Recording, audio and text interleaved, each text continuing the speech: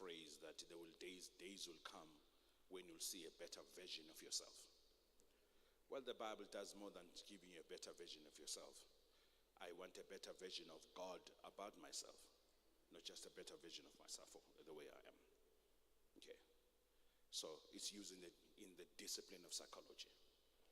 Well, psychology is very sneaky, and because what it has done, it has supported all management studies, all leadership studies, and anything that requires resilience to face tough times.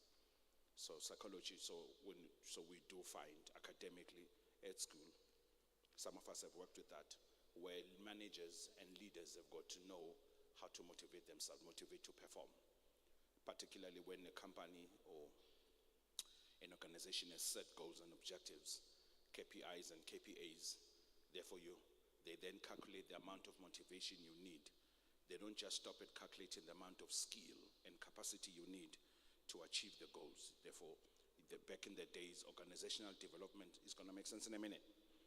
Organizational development specialists, what they would do, they would then calculate if you want this particular resource, they would refer to a manager, an expert as a resource. Maybe you're a technical expert, you know maybe computers, you know medicine, you know engineering, you have become a technical expert. They then would say, what does the technical expert, this resource, require to achieve? They would need maybe an additional manager, a deputy director. They would then calculate, then that comes up to what we call a structure.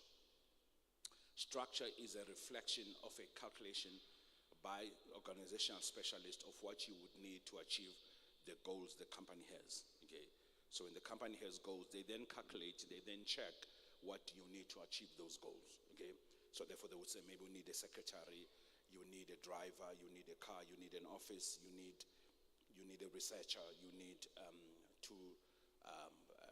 you just newly graduated specialist, maybe in matters of law, maybe a partner in a company. All of that speaks into what you need to achieve a particular goal. So therefore, in the long-standing discussion of what comes before the strategy or the structure, then the people who set the strategy, this is what we want to do.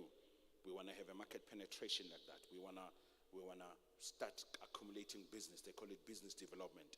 We want to build a particular business. We want to increase our business penetration and business market by 10%, by 15%, by 20%. If they do that, they then say, business development, they then calculate, they then look at how many people do you need, what do you need, what type of a structure you need. They calculate capacity. But psychology says you don't just need to calculate the extra persons that need to help the major expert or the major resource to achieve a particular strategy, you need to calculate the amount of motivation the person needs to achieve that. So it's no longer a calculation of capacity, it's no longer a calculation of everything as the environment that you need, because environment plays a role. I'm talking about key factors that influence performance in a factory, okay, in a company. Okay, they might say the environment in which you work. What type of environment? What goes for environment? The environment is the place conducive now, that has the CEO and on the governance of the company or the leaders of the company created an enabling environment. Okay, and is it conducive for that kind? Is it hostile? Is it toxic? Is it helpful? Is everybody help everybody? Do you have 360 degrees, everybody giving everybody feedback about the type of quality of the work that they do? All of those kinds of things, they talk about the environment. So we talked about structure, we talked about the environment, we talked about the kind of thing you need, the type of what do you need to achieve the goals and capacity. But lately, they've said you need the motivation. And that is why the business of motivational speaking has expounded, has exploded. One writer says it has become a 6 billion rand business, the business of motivation, to motivate motivational speakers and everybody. Okay, but then therefore motivation is a key factor of performance. It's a key factor of getting to where you want to go. Okay, how does motivation? The thinking that nothing can stop you. Okay, so motivation delves into that area, the thinking that nothing can stop you. Or rather, if there's something potentially that can stop me, potential that can stop me from doing what God wants me to do, from doing what I need to do in the company, then how do I then harness my personal growth? How do I harness my personal development? Okay, and then have personal development for me to overcome the perceived obstacles, what you have in front of you. And then if you talk about personal development, and then you need, that is why they've got modern day people. I'm telling you the science of achieving, of being a great performer within the marketplace. I'm talking about faith performer. I'm going to come to that. And so then what they do, then the modern day people, what they do then, they say, well, you can't successfully do a PDP, a personal development plan on your own, on yourself, so that you plan your personal development to overcome the perceived obstacles in your life and barriers. Okay, so you need to talk about motivation. You need to motivate yourself. You need an extra specialist. That's why they give you a coach. They give you a mentor to help you to, based on the diagnostics of who you are, looking at who you are, what you can do, the type of answers you give, to set specialist professional questions about your capacity, about your ability to achieve. They then design your PDP, your personal development plan, all meant to calculate the amount of motivation you need to overcome.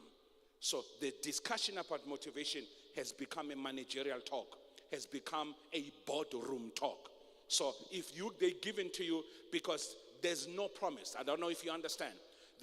Everybody understands that we live in a VUCA world. Everybody understands it's volatile out there. It's unstable. It's uncertain. We don't know whether the rand is going to increase or not. Issues like COVID introduced uncertainty in business. And some of the business your company may ask you to do is to conduct sales among hostile companies. You do sales in difficult areas. What do you have to do? You do business not everybody does business in easy areas. Some people do business in difficult areas. Just imagine if you're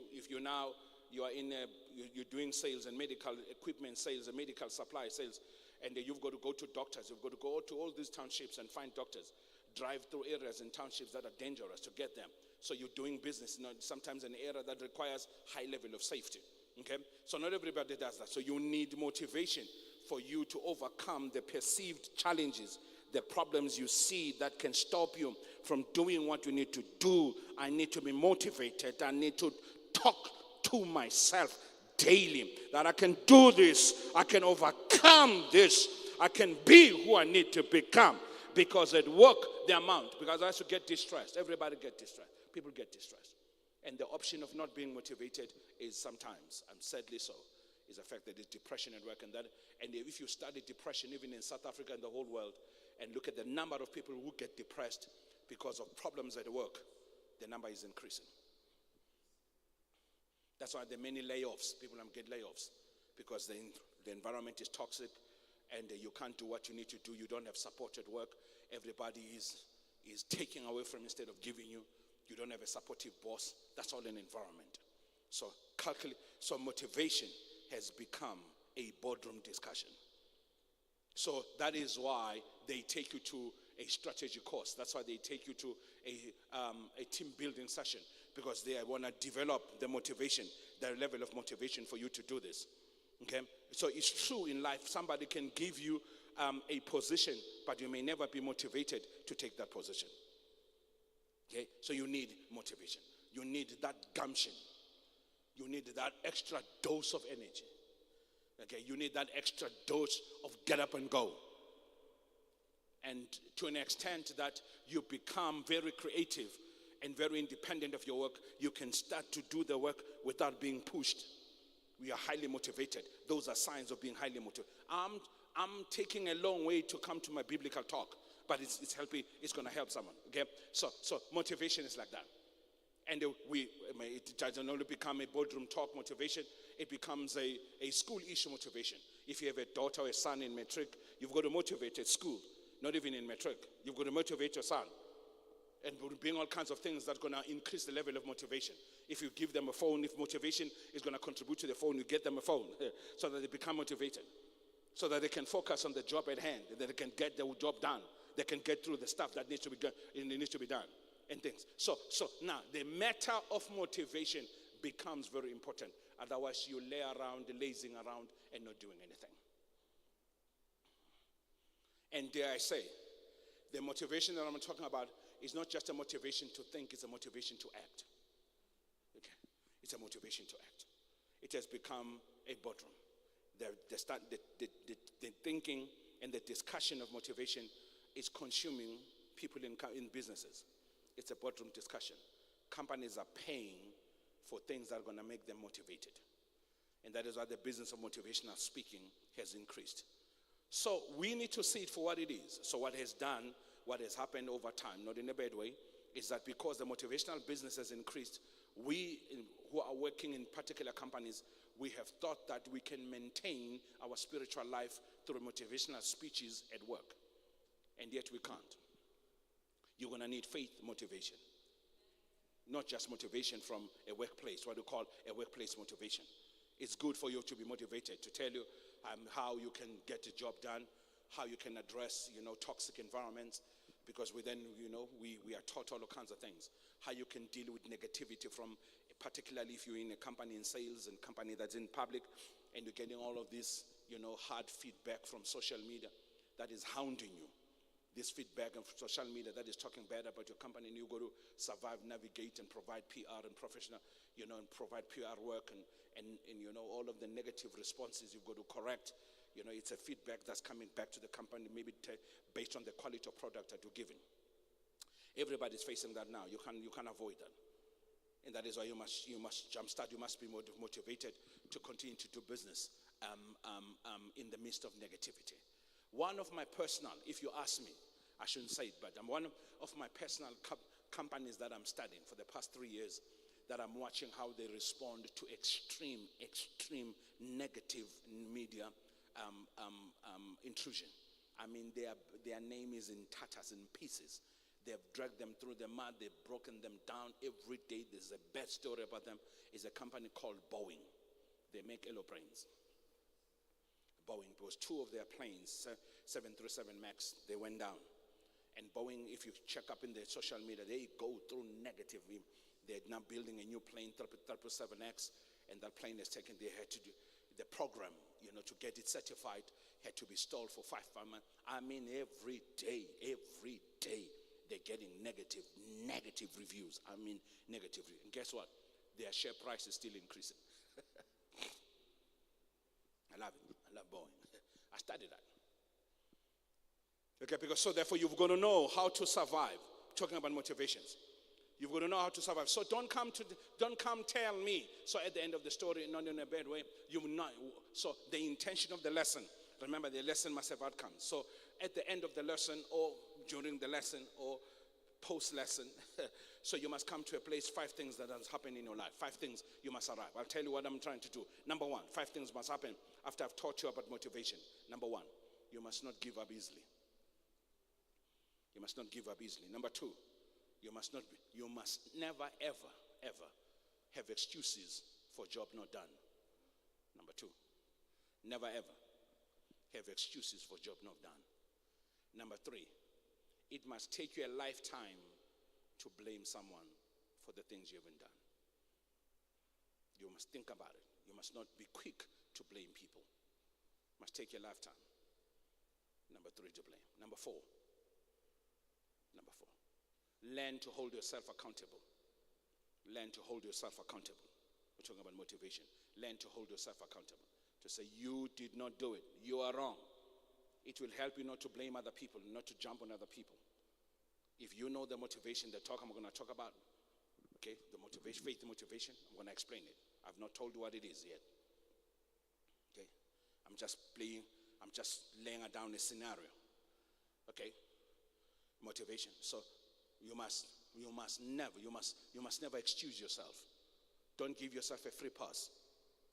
It's good for you sometimes to blame yourself.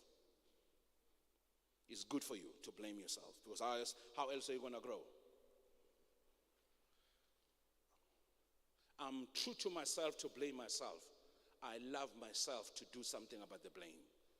Let me say that again. I'm true to myself to blame myself when I'm wrong, but I love myself to do something about the blame, the self-blame. I love myself to say, we're not going to stay here. You can do better. What are the resources you need? What is, back to the question that I said earlier, what is the motivation you need for you to get out of this situation? Get out of this situation. I'm an everyday learner, an avid learner. I learn more about myself. I learn more about what I do. Nothing gets on my way. I'm always ever thinking about solutions how to get around things. Okay? I don't need, I appreciate feedback, but sometimes my conscience is my primary feedback, not people talking to me. My conscience is my primary feedback. I have a conscience. My conscience, not it is the one that tells me, but you did not speak right there, you did not do right there. By the time people tell me the things I don't do right, my conscience would have told me months and months and years ago. And I've learned to listen, to be friends with my conscience. Okay? To be friends with my conscience. Are you learning something from this? You guys, look at me. Okay, number 5. Number 5. What is the intended outcome of the lesson? And is to appreciate the role of motivation, good motivation, for your dream achievement exercises. Your dream achievement exercise. Everybody has a goal. And the reason why many people at the beginning of the year, many people we know, they have New Year's resolutions. For some people, New Year's resolutions become 3-month resolutions. Because after 3 months, they throw them away. After a month, they throw them away. After 3 months, they throw them away. It's because they don't calculate the amount of motivation required to achieve those New Year's resolutions. Who do I need? What do I need to help me motivate that? Motivate that. Motivate that.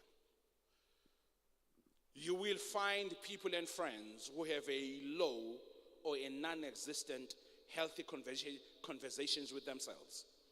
You will find in life people who have a very low or non-existent conversation with themselves around what they need to achieve and why they have failed, and have a clear plan on how they want to proceed about the things they failed to do. There's some people in life who have a very low level self-conversations, okay? Until somebody says it, they are not going to have it with themselves. Okay? When you introduce the topic, when you talk to them, it's like it's a surprise. Says, what are you talking about? But I says, but this stuff I'm talking about, it's in your life. You've not thought about these things about your life. Oh, me? Yeah, but it's in your life. This stuff is in your life. Didn't you fail last year at school? Yeah, I failed last year. What did you think about it? Oh, by the way, I needed to think about it. I forgot to think about the fact that I failed. And also, if you forgot to think about the fact that you failed last year, what do? I treat it as though it doesn't happen. That's the problem. There are many people who treat major events in their lives as though they did not happen. And that's why they never grow from the events. So what I'm teaching you is to face what goes on in your life. Not that I appreciate failure, but the fact that what are you learning from it and other things that happen. And you will find people who have poor or non-existent conversations low. I call it low, so that I avoid other hard words when I come to this space, okay? Very low or non-existent conversations with themselves in terms of how they need to change, in terms of how they need to develop. Because they don't calculate the amount of motivation required to address an existing problem. They better treat it like it doesn't exist. Who are you to come into life and run life and treat it as though it doesn't exist? Did you know that is God speaking? Because all things work together for good for those that love the Lord. God wants that thing that you're ignoring to work for your good. But how would God make it work for your good if you don't open it up to God, for God to deal with it? To get into the slander of it. Akhipha ubovu. Kube buhlungu. Akwazi ukufaka umuthi, afaka uNkulunkulu medication on it. Izophola. Imagine noma ngaba nescar eshiwe but ipholile. You've dealt with it. So when I come into your life, don't please give me an idea to think that you're thinking things don't exist while they do exist. Don't give that type of friendship to anybody. Learn to address things. Then you learn to appreciate support.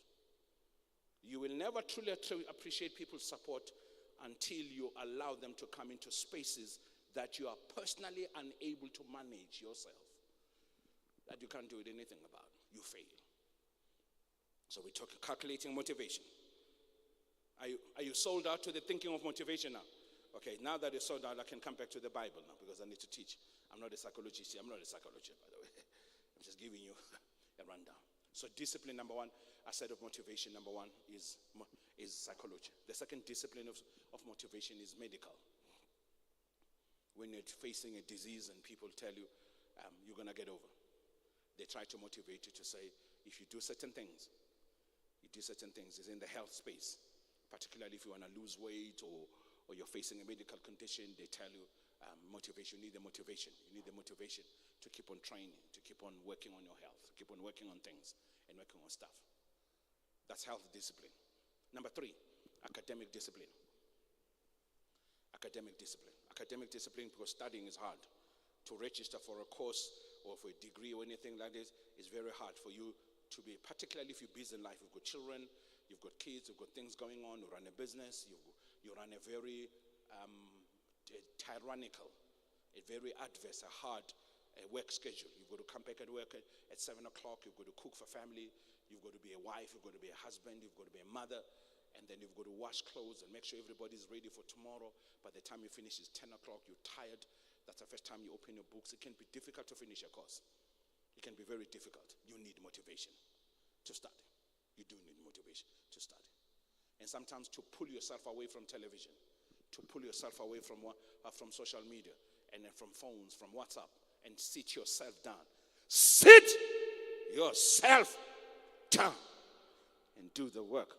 It takes a lot of motivation. I find a lot of people who got all kinds of excuses, and that is why sometimes it's unfair. I don't want to talk about it now. It's very unfair. You find a lot of people who can't sit themselves down, and instead of sitting themselves down, their mind, cocks up all kinds of excuses. Their minds produces all kinds of excuses. Oh, by the way, you forgot to phone Pastor Nzo. Don't call me because it's a sign of your poor lack of discipline, and pretend as if it's a caring call. It's not a caring call. The reason why you thought about me is because you couldn't sit yourself down. Instead of sitting yourself down, you had excuses. Or let me call certain people. And I'm one of those people. That would be sad for you to treat me like that. Because if I have to sit myself down, I truly sit myself down. And I commit to 8 hours of work. Commit to 2 hours of prayer. Commit to what hours of study. Commit to how many hours of research. Commit. I got to where I am because of that discipline. You do need motivation. Now, at this point, oh my goodness, my time, but we're gonna get to it. We need to separate the difference between intention and motivation. Many people have the intention to do it, but they don't have the motivation to do it. Okay, you need to separate the two, between intention and motivation. And many people they've got intention. I've got intent. I want to. They desire to, but they don't have the motivation. They can't eventually get to the space where they do it. What do you do when you come to that? You need a lot of help. Otherwise, you'll meet yourself at the age of 60, and you'll be angry with yourself, and you'll die bitter. You'll meet yourself at the age of 40, and you're going to be angry yourself, and you'll date whoever comes.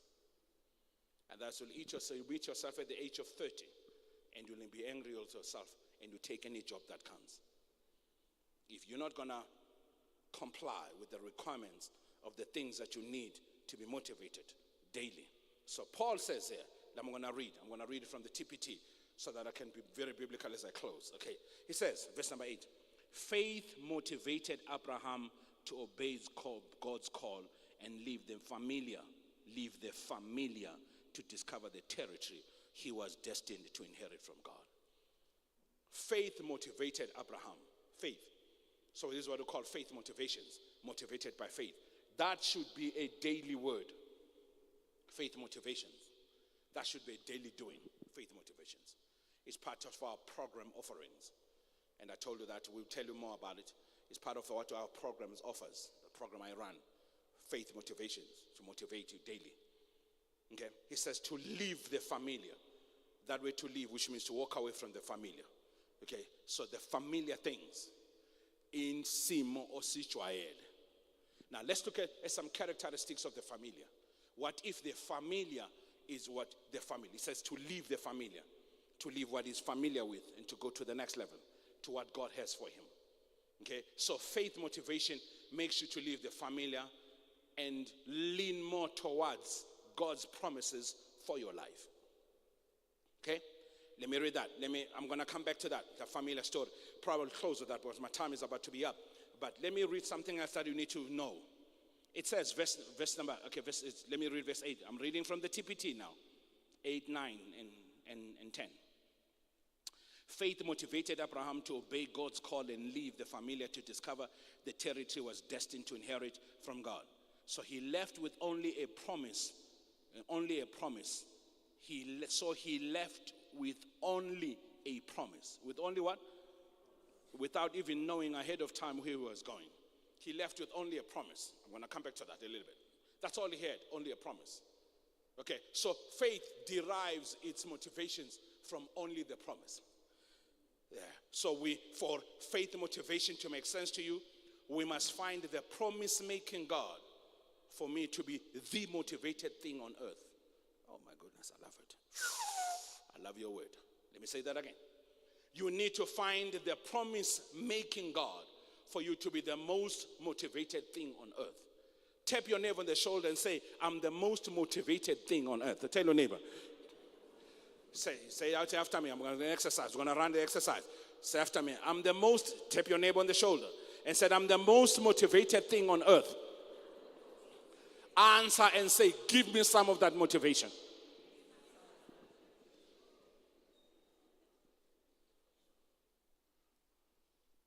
Right? Okay, now let's talk about it. Let's talk about it. The Bible says, okay, verse number 8. Faith motivated Abraham to obey God's call and leave the familiar to discover. The familiar things. Let's talk about the familiar. Let's practicalize that. Familiar. Number one. Let's talk about 10 things that are familiar. Familiar things. Familiar. To leave the familiar. Number one. The word familiar, which means things that you are very much aware of. You've got close knowledge of. By this time, you have close knowledge of your budget that your money doesn't add up every month. Right? You know that. So we need to move you from the familiar to something more. Okay? To something more. Number one. Let's write it. Number one. You leave the familiar, which means, the familiar means the unworkability. The unworkability of your poor efforts, number one. Of your low efforts or poor efforts. We need to change the strategy. The unworkability of your poor efforts or low efforts. In every space in life, everything that you do, low efforts. When ufuna ufaka kancane. Mamele into ihlalele khulunywe nawe ufuna usinika 5 minutes. Ding out. You never take anything seriously. Even in marriage, they want to sit you down and talk about some stuff and address things. You want to give 5 minutes. You don't want to be serious about it. In a working setup, you don't want to give time to some things, and so they don't work. Your poor and low efforts. Ufuna ukuzama kancane. Abathe kumele uthole umsebenzi hayi ngizamile ukuthumela iWhatsApp but uvukile wahamba. Ngithumele iWhatsApp. When did you send the WhatsApp for umsebenzi? Ngithumele iWhatsApp last month. Oh. 31 days idlulile uthumele iWhatsApp. You really serious ukuthola umsebenzi? You must be convinced of the unworkability of your poor efforts or low efforts. Don't tell me you try. If you want to grow, truly grow, and listen to me real good. I may not finish everything, but I'm going to try. Listen to me and read my lips. If you don't want to forget anything, if you forget anything, don't forget what I say. If you want to recover in life, have someone measure your try. When you say I've tried, have someone say to you, show me what you have tried. Someone measure your try. And say, on a 40, on a 50, you are connected. But you come to this conclusion. For example, if you take me, for example, our family, the Nzo family is connected. We're connected, politically connected everywhere. Ministerially, we're connected. And if I was trying to say to you, I was looking for 10 rand, and I said, you're so connected. You couldn't even get a 10 rand. Oh, Chana. All of these connections that you have, all the work that you've done, all the smarts that you have, all the brains that you have, you must have someone measuring your tries because we are too quick to excuse ourselves. The unworkability of your poor efforts. That's a familiar. Ujwayele. So sesiyazi into masiletha kuwe. Masithi yenza kanje sesiyazi. Uzoyenza kancane. Usitshela ukuthi angihlulekile. Njalo uhlala usitshela this your song. Ngihlulekile. Ngihlulekile. Ngihlulekile. Ngihlulekile. Ngihlulekile. Ngihlulekile. Ngihlulekile. Because of the poor efforts you put in every project and everything we place before your face. Masithi yenza into ethize uzama kancane. Masithi solve the problem. Okay, la endlini kuvuza i-roof. Sit down, your brothers and sisters will live in the same, maybe we live in the same house.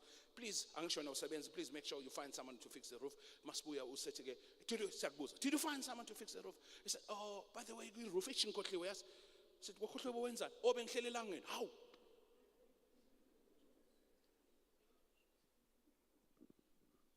How? So you forgot about something important. What's worse, the roof is leaking in the room where you sleep in. Glala wena la sizama wena. Hey! Sizasinceda wena. Glala wena kule room leli livuzayo. Thina sisingabantwana bakini, we're just concerned. We can fund it.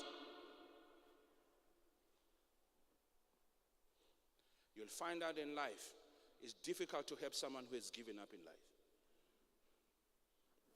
It's difficult to someone who has given up in life, who doesn't want to fix anything. Don't want to fix anything. Ask your neighbor, motivation to fix everything. I'm Jack. Tap your neighbor, motivation, motivation, motivation, motivation, motivation, motivation. Tell your neighbor, motivation, motivation, motivation, motivation to fix everything. If you continually treat people like that, you don't go anywhere in life.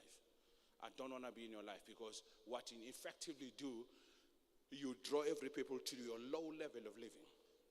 While where we're going to read, God wants to take us to a higher level of living. Because I know, and sometimes, and as I close, and God bless my heart, and God pray for me, and sometimes, because sometimes you continuously work on yourself, then you become impatient with people who behave like that. So you know, when you're a Christian, as a pastor, thinking like that, that's going to be a fight. Because I'm just going to come there and bring my wondering face and say, what are you trying to tell me? After are you trying to tell me you couldn't try on it? With so much word, so much prayer, so much support, so much teaching, so much love, so much insight, so much knowledge, so much understanding. You're telling me you couldn't even try. Slowness, sinless. You see? God help our souls not to be impatient. Tell your neighbor, say, perfectionist, be patient. Tell your neighbor, perfectionist, be patient, be patient, be patient, be patient, be patient. As many else is over, my time is up. I haven't just even started on this thing. It's a whole course that I give. Faith motivation.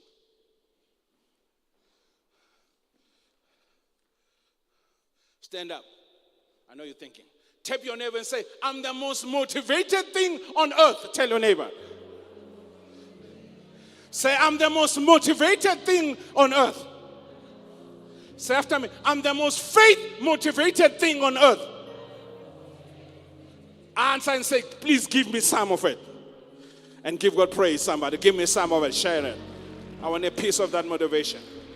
Can't I get a share on it? Can I get a piece on it? Ooh, brate baby hasalama. Can I get a piece on it? Just cut me some slack. Cut me a piece. Get a motivation.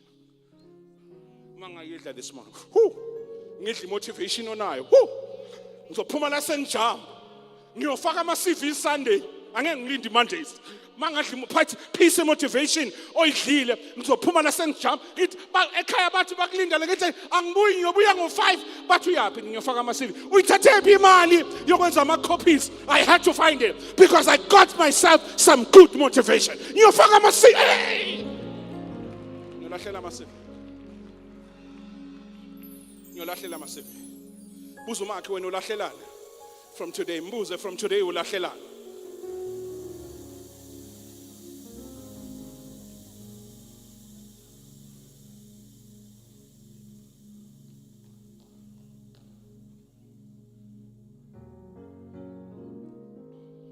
Faith motivations.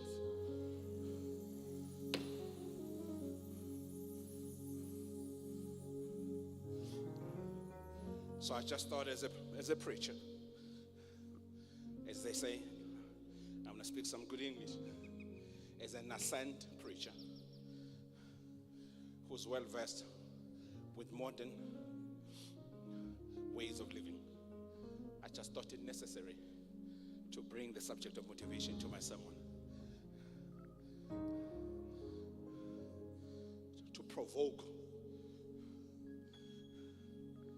your giving up attitudes. Amen.